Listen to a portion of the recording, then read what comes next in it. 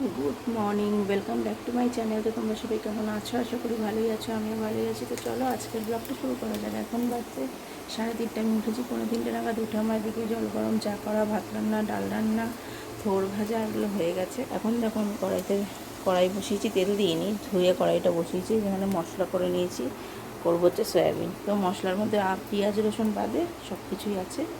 তো এটাই এখন করে নেবো। আজকে শনিবার, আর কিছু করবো না, রুটিও করবো না, বিকেলে আজকে ডালিয়া করবো।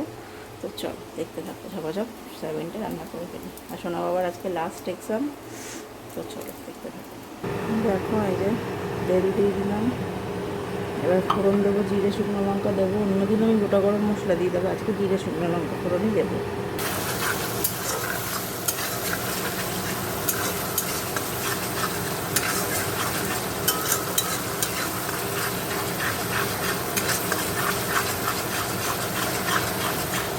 দেখো বসিয়ে দিয়েছি, নামানোর আগে একটু ধনে পাতা দিয়ে নামিয়ে দেবো।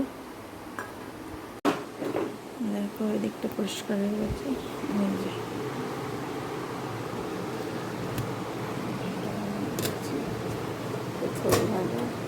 এই যে ডাল।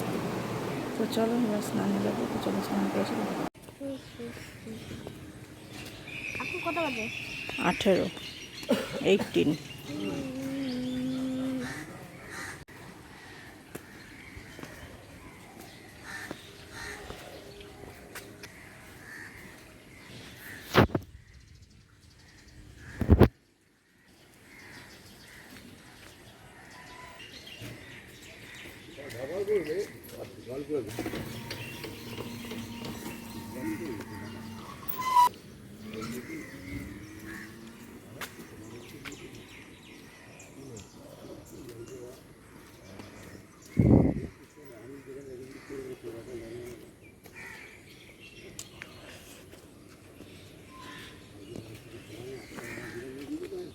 ঠিক কখন আসবি?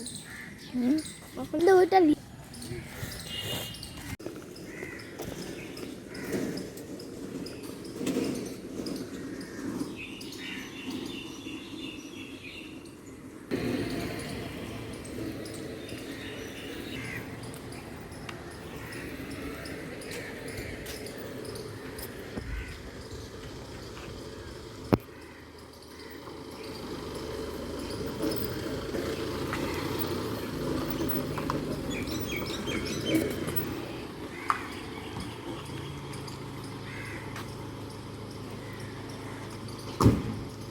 যেও না, এদিকে আসো।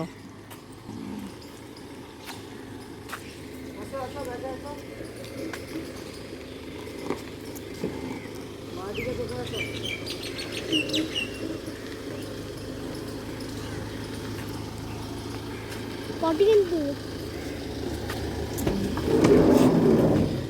যাও।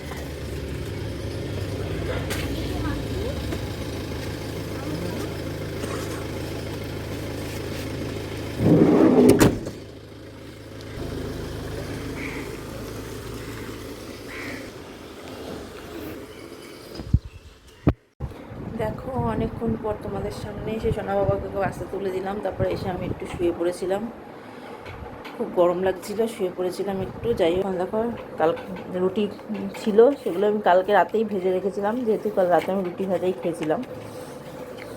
তো এগুলোই এখন খেয়ে নেবো। তো চলো খাই, তারপরে গুড ইভিনিং। দেখো চলে এসেছি কিচেনে, যে চা বানিয়ে নিয়েছি, এই যে চা বিস্কুট দিয়েই খাবো। তো চলো চাটা খাই।